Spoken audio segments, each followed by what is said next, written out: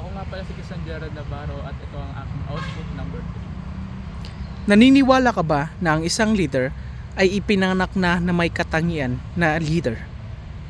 Yes, actually, naniniwala ako both, no, sa traits theory at andiyan din sa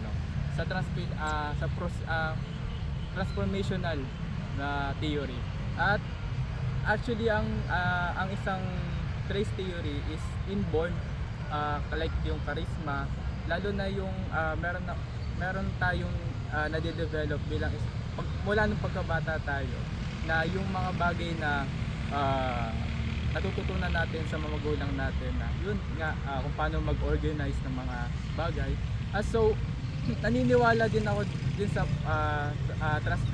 transformational theory na nade-develop naman talaga yung isang traits na isang tao na bilang isang maging leader inherently, as long na meron kang mentor na gumagabay sa iyo sa tamang pag-lead o pagiging leader, no, being a proper leader sa ibang tao to lead them, no. So ganoon din, no, meron din kasi ako isang model na si Isko Moreno na sobrang charismatic niya, and then yung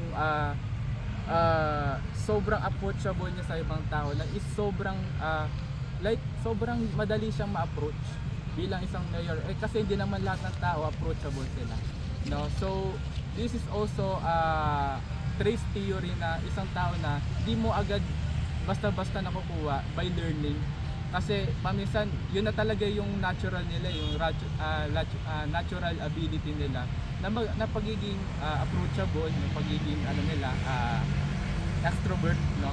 So yun nga, kay Isko Moreno, grabe yung leadership na pinapakita niya, lalo na yung nilid niya yung Manila, no. So next naman is bilang isang leader, ano ba yung para sa akin na nakikita ko?